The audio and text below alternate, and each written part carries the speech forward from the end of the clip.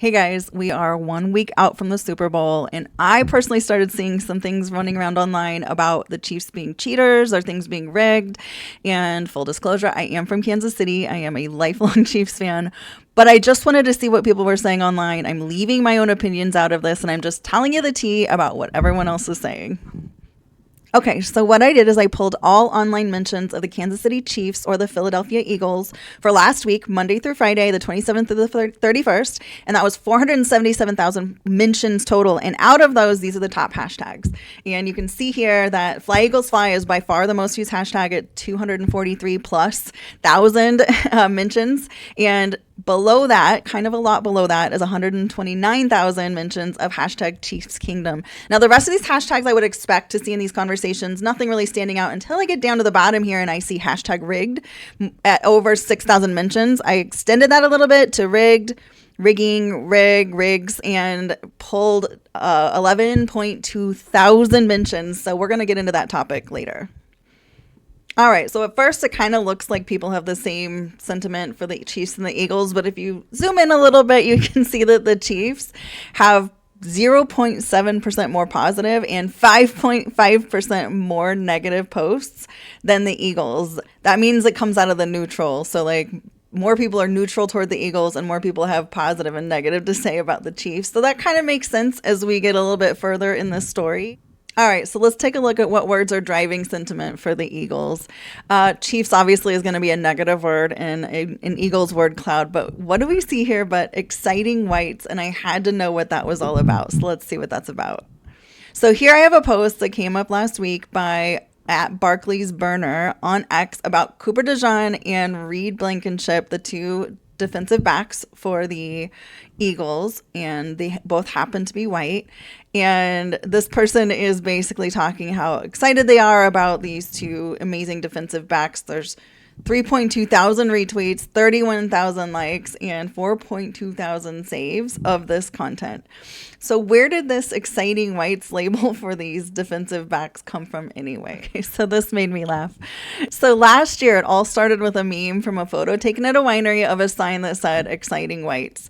And the meme went viral probably about last May for like a hot minute. And then it came roaring back in November when Cooper DeJean and Reed Blankenship showed up at a game in matching t-shirts with their photos on them, and because they're two white guys on the team that are exciting.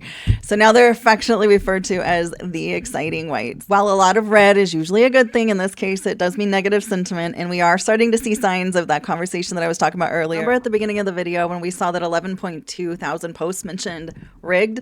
Well, this is where all this conversation's coming in. The word favor is really referring to like favoritism, and people are basically accusing the NFL of favoring the Chiefs and rigging games so that they'll win, basically for ratings. We'll get a little bit more into that in a minute.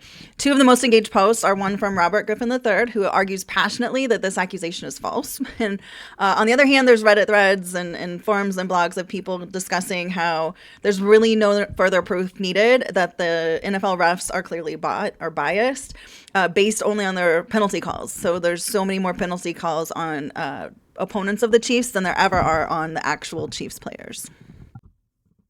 All right, and the moment we've all been waiting for, Taylor Swift enters the chat.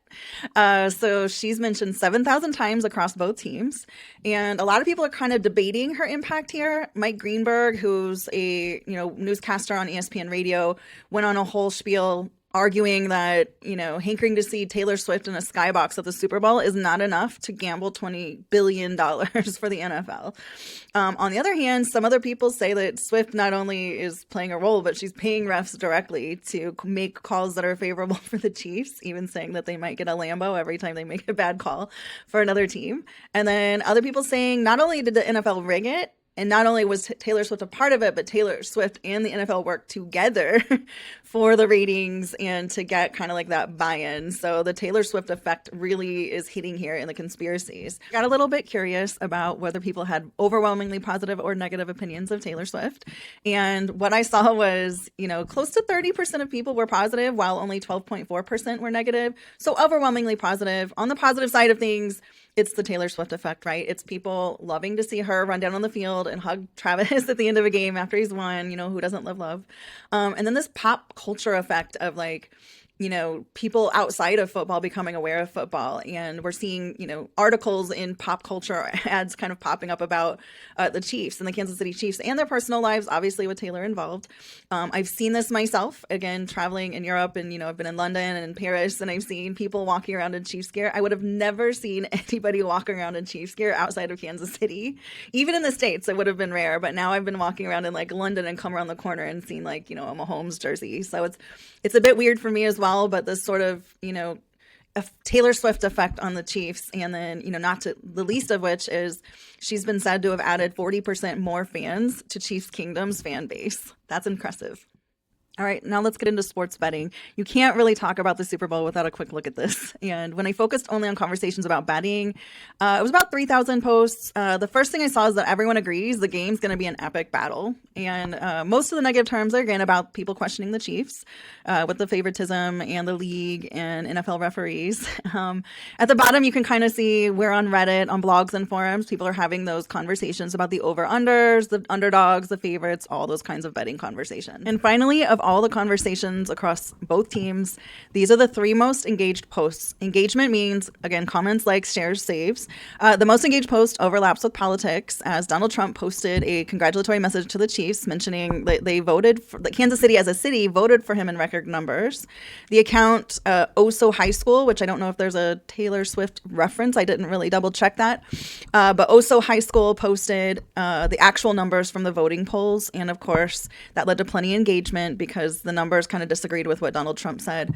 The second one is a post about Patrick Mahomes, saying it's the annual Patrick Mahomes Super Bowl Media Day post. And the joke here is it being annual. The Chiefs are in their third Super Bowl in a row. So being called annual, it's a little bit cheeky, and it definitely drove some engagement. People had some things to say. And then finally is the NFL on Fox podcast that posted about the 2024 MVP for the Eagles is, of course, Saquon Barkley. Well-deserved. Saquon's had an amazing season. Hopefully you guys found it as interesting as I did when I was looking up all this data and getting all this tea. Please jump in the comments. Ask if you've got any other questions. I am happy to dive into any topics. You just let me know and I will jump in there. And stay tuned because I'm going to do this again before the Super Bowl and then after the Super Bowl.